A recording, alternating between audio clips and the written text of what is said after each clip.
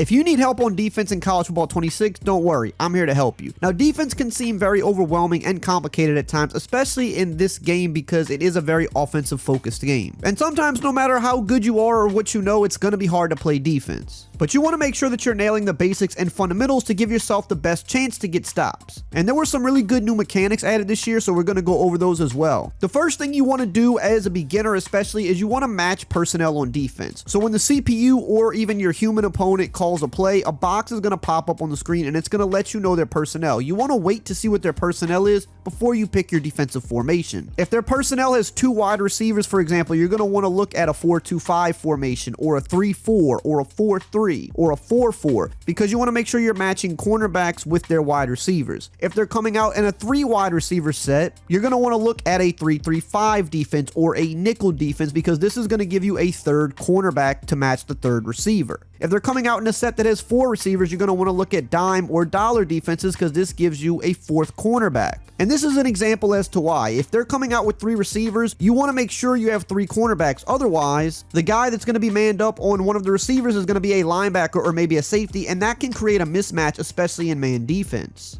Now on the flip side, if they're coming out in a set that has 2 or less wide receivers, you want to be in those heavier sets because you're going to have bigger bodies on the field because they likely want to run the ball a little bit more. By having bigger bodies on the field, you'll have a better chance at stuffing the run. But if you come out in more of a passing style defensive formation versus these runs, you can get gashed for some huge yards, and that is not what you want. Now let's talk about all of your basic adjustments. We're going to start with the defensive line first. If you press left on the D-pad, that is going to bring up all of your defensive line adjustments. And you can see on the left side of the screen here, there's a box that pops up that tells you how you can do these adjustments. So if you want to shift your D-line left or right, you would go left or right on the left stick like this. And you can see how they move to the left. Now I have them moving to the right. If you want to spread them out, you go up. If you want to pinch them, you go down. That is how you shift your D-line. Now, if you want to slant the defensive line to the outside or to the inside or to the left or to the right, you use the right stick for that, and that will tell your whole defensive line to slant their rush that way. So if I want to slant right, I will go right on the right stick, and you will see now how the angles are shifted to the right. There's also an on-field option to stunt your players now by pressing the RB button, and it gives you a few different options of how you can stunt them on the field. So as you can see, now their angles have completely changed. If I pick a different option, watch how they change this way. So you have a few different options on field that you can use to get stunts and twists from your D-line now. And this is just used to help confuse the offensive line, and it could spring one of your guys free pretty quickly.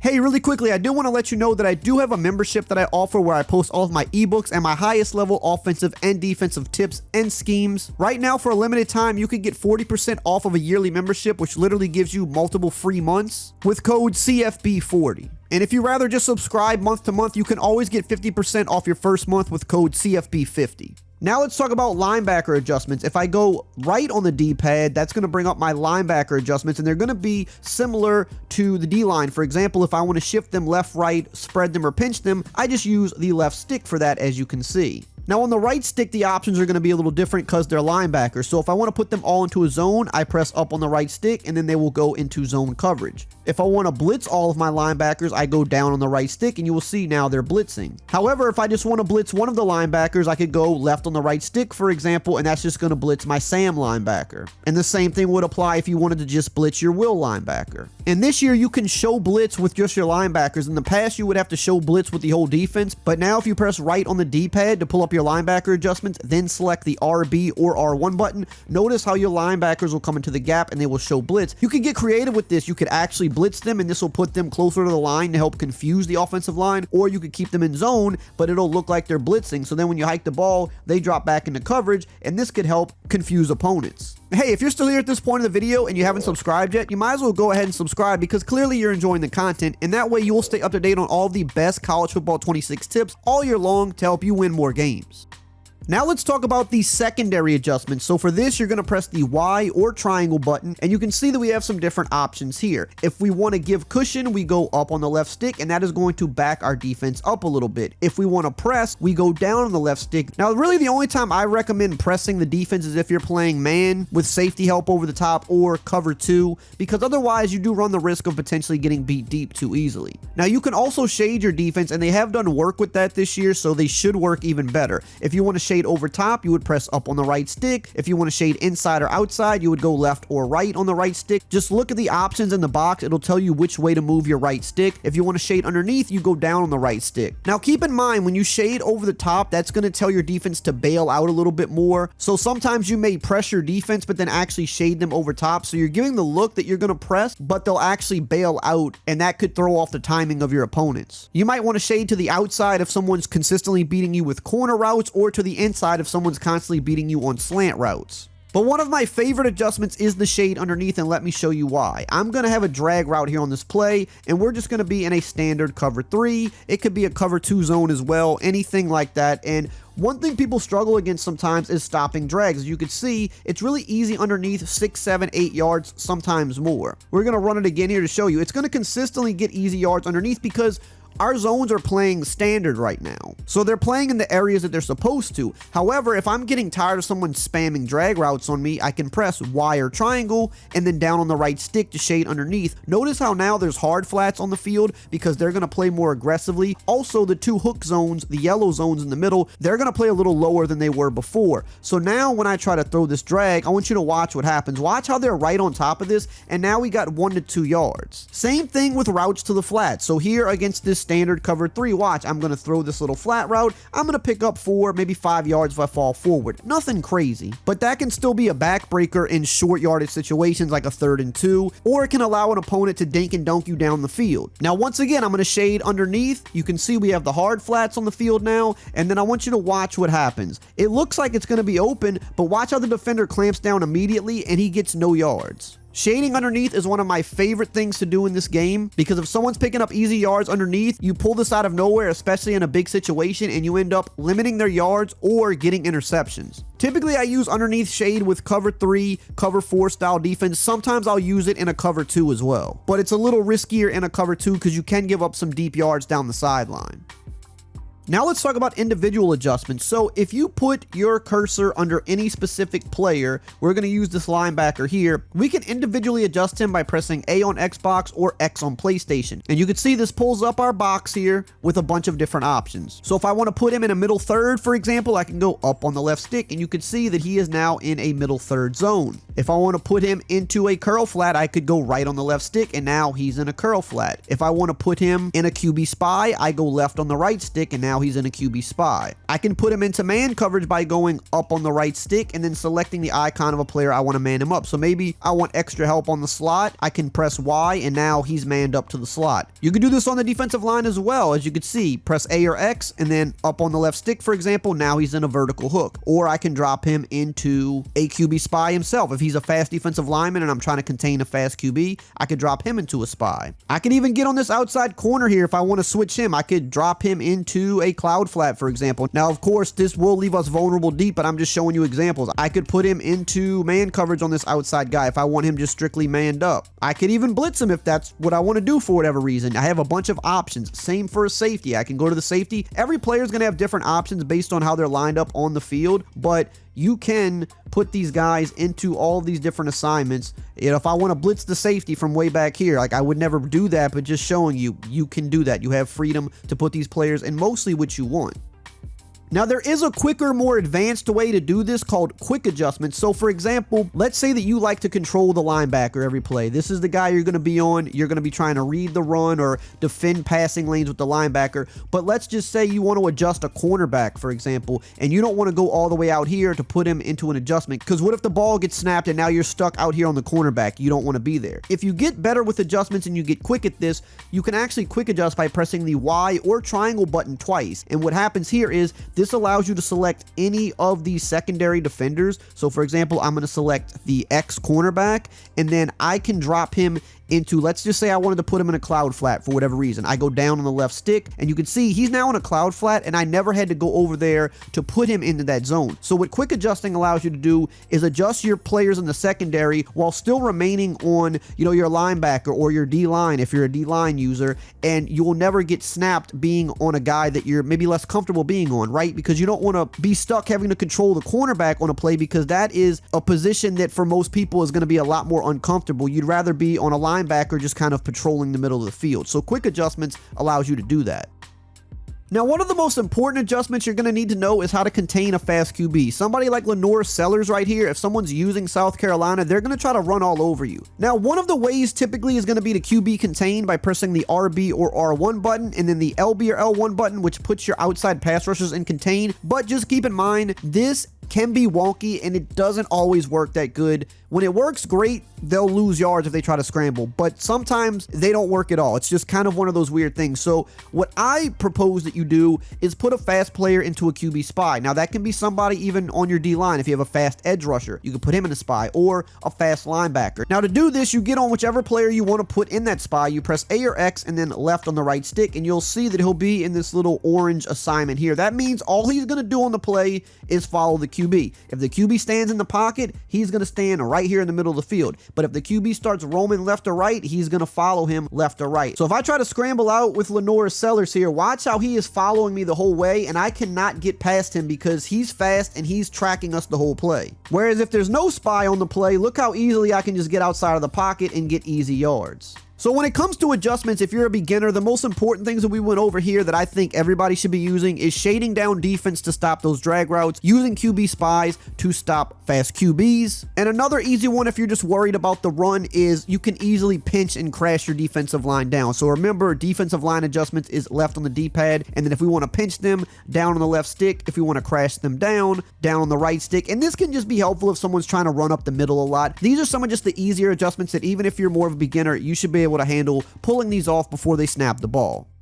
Another great feature that was added this year is called route committing, and let me show you why this is useful. Right here, I'm in a man blitz. Everybody's one-on-one. On the outside, the receiver's manned up, but the DB is a little bit further back. In this situation, a lot of people would like to put him on a deep out route and kind of get easy yards to the sideline. So I'm going to put him on that out route, and this is a good cornerback for LSU, so he might play it well, but even him, look how he got beat easily for a quick gain. Now, if I know my opponent's trying to do that to me, I can route commit. If I want to route commit the entire defense to the outside because I think my opponent is just going to lock in on that out route, I press the RB or R1 button, and then on the left you could see the route commit box here. So I could go left on the left stick for inside or right on the left stick for outside. So we want to go outside, so I'm going to go right on the left stick. Now watch what happens when we try to throw the out route now. The corner is all over it and he's able to break up the pass. Now if I want to put just that one cornerback into a route commit instead of telling my whole defense to commit that way, I can go over to that player, press the Y or triangle button, then press A on Xbox or X on PlayStation for individual. Then I will have to select the receiver that he's on, which we can see it's the X receiver. So I would press X, and then I can see that I have route commit options on the left. So I can go left on the left stick here